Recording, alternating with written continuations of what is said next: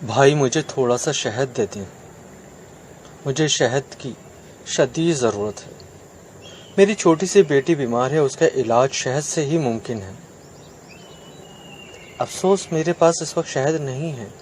ویسے شہد آپ کو مل سکتا ہے، لیکن آپ کو کچھ دور جانا پڑے گا۔ ملک شام سے ایک بڑے تاجر کا تجارتی قافلہ آ رہا ہے۔ وہ تاجر بہت اچھے انسان ہیں، مجھے امید ہے وہ آپ کی ضرورت کے لیے شہد ضرور دے دیں گے۔ ضرورت مند نے ان کا شکریہ ادا کیا اور شہر سے باہر نکل آیا تاکہ قافلہ وہاں پہنچے تو تاجر سے شہد کے لیے درخواست کر سکے۔ آخر قافلہ آتا نظر آیا، وہ فوراً اٹھا اور اس کے نزدیک پہنچ گیا۔ اس قافلے کے امیر کے بارے میں پوچھا۔ لوگوں نے ایک خوبصورت اور بارونق چہرے والے شخص کی طرف اشارہ کیا۔ ان کی خدمت میں حاضر ہوا اور عرض کیا کہ میری چھوٹی سی بیٹی بیمار ہے، اس کے علاج کے لیے مجھے تھوڑے سے شہد کی ضرورت ہے۔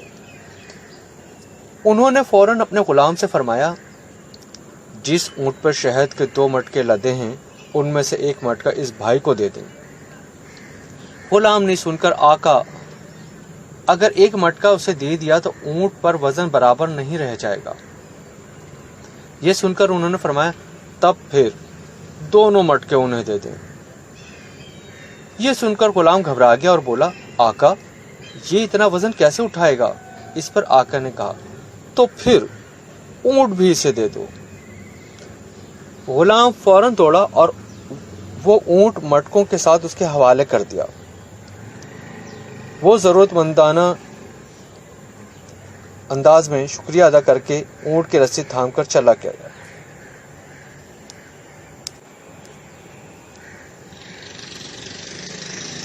وہ حیران بھی تھا اور دل سے بے تحاشا دعائیں بھی دے رہا تھا۔ وہ سوچ رہا تھا کہ یہ شخص کس قدر سخی ہے۔ میں نے اس سے تھوڑا سا شہد مانگا، اس نے مجھے 2 مٹکے دے دیے۔ مٹکے ہی نہیں، وہ اونٹ بھی دے دیا جس پر مٹکے لدے ہوئے تھے۔ ادھر غلام اپنے آقا کی خدمت میں حاضر ہوا تو آقا نے غلام سے کہا، جب میں تم سے کہا کہ اسے 1 مٹکا دے دو تو تم نہیں گئے، دوسرا مٹکا دینے کے لیے کہا تو بھی تم نہیں گئے، پھر جب میں نے یہ کہا کہ اونٹ بھی اسے دے دو تو تم دوڑتے ہوئے چلے گئے، اس کی کیا وجہ تھی؟ غلام نے جواب دیا، آقا جب میں نے یہ کہا کہ 1 پورا مٹکا دینے سے اونٹ پر وزن برابر نہیں رہے گا تو آپ نے دوسرا مٹکا بھی دینے کا حکم فرمایا۔ جب میں نے یہ کہا کہ وہ دونوں مٹکے کیسے اٹھائے گا تو آپ نے فرمایا اونٹ بھی اسے دے دو۔ اب میں ڈرا کہ اگر اب میں نے کوئی اعتراض کیا تو آپ مجھے بھی اس کے ساتھ جانے کا حکم فرما دیں گے، اس لیے میں نے دوڑ لگا دی۔ اس پر آقا نے کہا، اگر تم اس کے ساتھ چلے جاتے تو اس غلامی سے آزاد ہو جاتے، یہ تو اور اچھا ہوتا۔